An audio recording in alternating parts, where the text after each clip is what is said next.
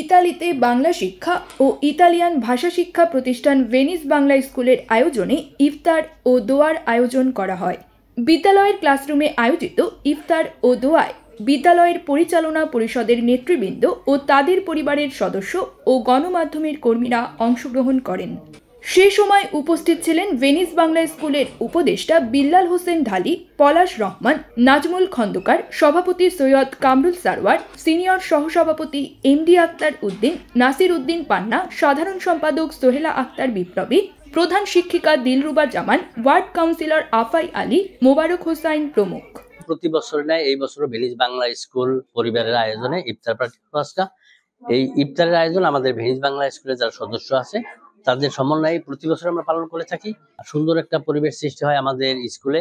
আসলে এইগুলা আমাদের প্রতি বছরই পালন করা উচিত। আমি ধন্যবাদ জানাই আমাদের স্কুল পরিবারে যারা সদস্য আছেন তাদেরকে এবং তাদের পরিবারকে।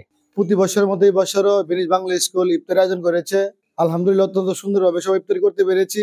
এই ভেনিস বাংলা স্কুলের জন্য সবার জন্য শুভকামনা রইল। ভেনিস বাংলা স্কুলের তরফ থেকে পবিত্র মাহে রমজান উপলক্ষে ইফতার পার্টির আয়োজন করা হয়েছে। আজকে সুন্দরভাবে আয়োজন হয়েছে এবং প্রতি বছরই আমরা করি শিক্ষক শিক্ষিকা স্কুলের ছাত্রছাত্রী নিয়ে, এবং আগামীতে ইনশাল্লাহ বেঁচে থাকলে আমরা করব।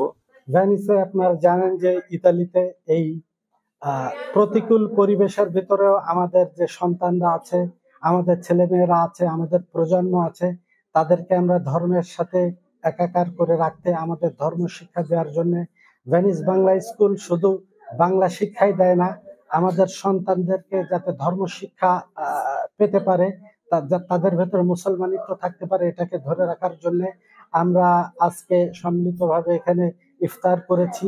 আমাদের এই ইফতার মাহফিলের মাধ্যমে আমরা আল্লাহর দরবারে শুকরিয়া আদায় করেছি যাতে আমরা যে কয়টা রোজা বাকি আছে সেটাও আমরা সবাই সঠিকভাবে করতে পারি। আমরা এখান থেকে আমাদের প্রিয় মাতৃভূমি, আমাদের দেশের জন্য দোয়া করি, আমাদের প্রজন্মের জন্য দোয়া করি, সারা পৃথিবীর মুসলিম উম্মার জন্য আমরা দোয়া করি। ইফতারির পূর্ব মুহূর্তে শান্তি, সুখ ও সমৃদ্ধির জন্য দোয়া করা হয়।